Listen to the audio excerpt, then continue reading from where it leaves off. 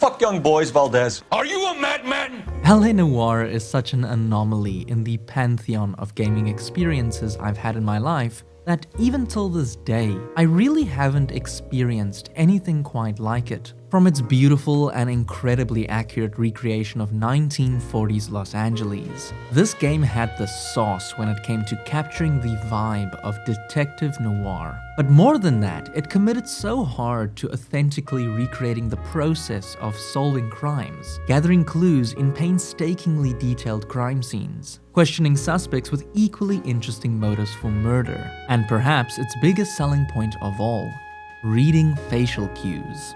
Determining whether someone was telling the truth or lying not just by what they said, but by the way they said it, watching facial tics, eye movement, and perhaps the not-so-subtle poker faces. Yeah, this guy's definitely lying. It might seem commonplace now, but 15 years ago, this was truly revolutionary facial tech combined with a fresh interrogation mechanic that no other game had really ever seen. For years, it genuinely boggled my mind why we never got a sequel, or even a spiritual successor. That is until I replayed it for the first time since release a few days ago. 15 years later, and I think I finally understand why no one has attempted to make another LA Noire, and sadly, perhaps why no one ever will.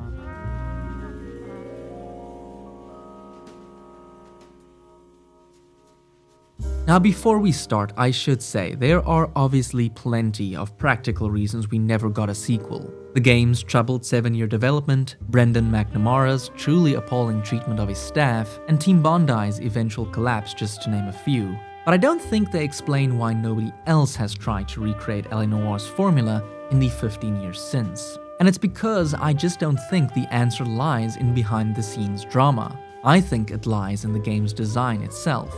Now, of course, LA Noire is clearly pulling inspiration from some of the greatest noir films ever made. Curtis Hanson's LA Confidential, Roman Polanski's Chinatown, but those influences were largely aesthetic. They shaped the game's style, tone, and atmosphere, perfectly capturing a specific moment and feeling in time. Cigar smoke hanging in the air as your partner grabs a drink on the job, the black and white menu screen, the vintage cars, the sleazy salesman, the sexually exploited actress just trying to make it big in the city of dreams. As you play through LA Noire, you alongside Cole begin to see the cracks beneath the beauty of Los Angeles, revealing a city consumed by corruption, exploitation, and cruelty. LA Noire has that vibe down, and if it was judged purely on atmosphere, in my opinion, it would be as close to a 10 out of 10 as you could get. But this is a video game, and that's kinda where the cracks begin to show. Because in terms of its gameplay, it's much closer to mimicking a classic procedural detective show wrapped in a unique noir coat of paint than the films it's so clearly inspired by. You know, the kind of TV show where you tune in every week for a brand new mystery with a whole new host of suspects, motives, and subtle character progression within the squad. Think The Mentalist or NCIS. LA Noire has you playing as Officer Cole Phelps, a war veteran looking to make a name for himself in the LAPD. You start off as a mere street cop, and it's here where you're introduced to the main gameplay loop of the game. You arrive at crime scenes, often accompanied by a dead body, and find clues scattered through beautifully crafted alleyways, homes, and businesses. The locations often reveal a lot about the victim's life, their state of mind, their wealth, or lack thereof, and in a subtle way give you a ton of information to work with before you've even inspected the various clues lying about the place. Once you've gathered enough evidence, you'll eventually begin to interrogate suspects using one of 3 dialogue options: good cop, bad cop, and accuse. You use good cop when you believe what they're saying, bad cop when you think they're lying but can't quite prove it, and accuse when you've gathered enough evidence to expose their deception. As I mentioned earlier, this is one of the game's biggest selling points, but it is also unintentionally hilarious, because even though you're choosing the input, you have absolutely no idea what Cole is actually going to say, and sometimes, especially when using bad cop or accuse, Cole gets seriously unhinged. Give me something, Velasco, or I'll take you back to the cells and tell the whole station you're a child molester. How long do you think you'll last? Okay, I hear you.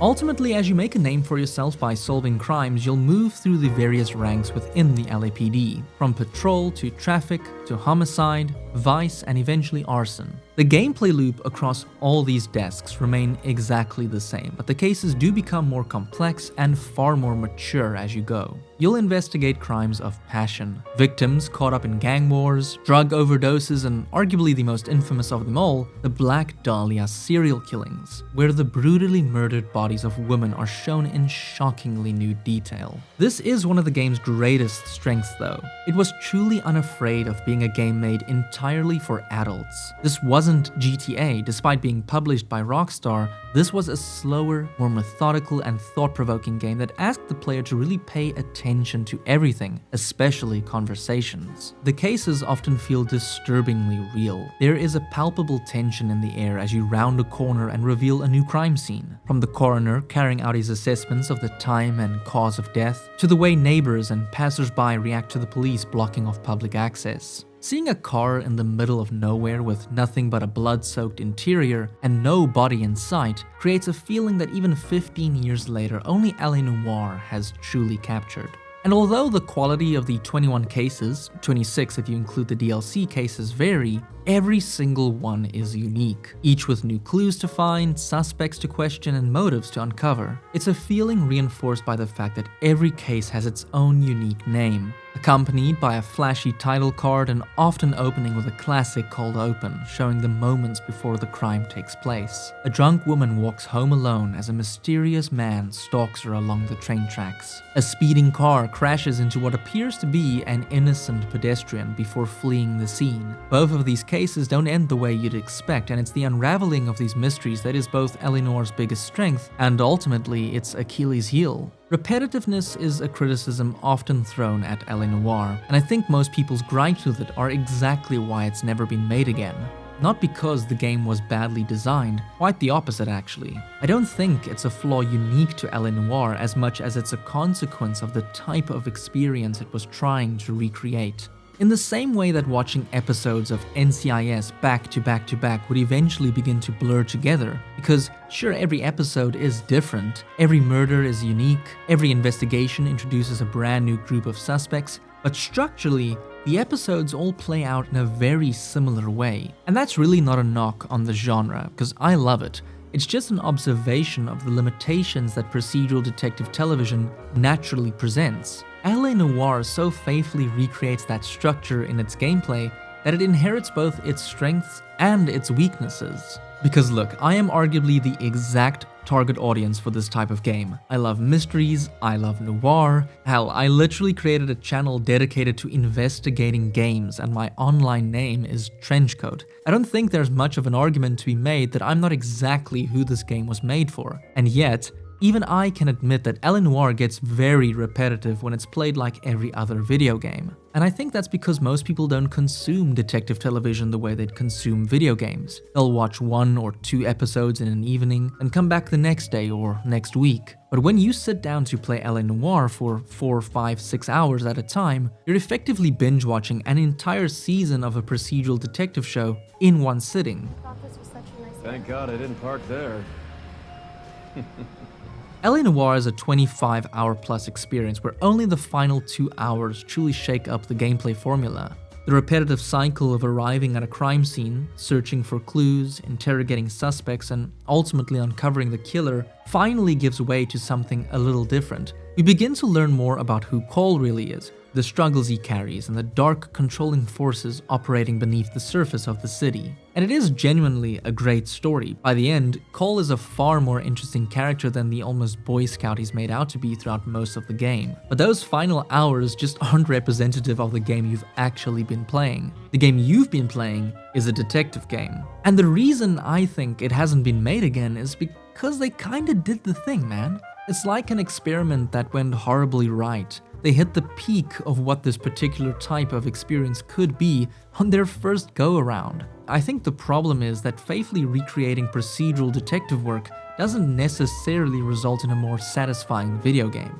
Now, of course, I'm not claiming a sequel couldn't improve on what they did. A sequel could offer better graphics, they could for sure improve the terrible shooting, the side content could be more fleshed out so that the open world is more interesting to explore, driving could feel a little better, interrogations could offer more dialogue options that give you greater control over the conversation. But fundamentally, I don't know how much further you can push the idea of recreating the structure of procedural detective television within a video game, or smooth away its repetition without changing the very thing that makes LA Noire LA Noire. Maybe that's why my favorite way to play LA Noire has always been slowly. Playing one case at a time and really soaking up the mystery and atmosphere of each individual investigation. Driving through the streets as my partner slowly reveals more of himself while smooth jazz is playing softly in the background. Never rushing to the conclusion of a case nor immediately jumping into the next one, treating it exactly like I would a great HBO detective show. I savor it.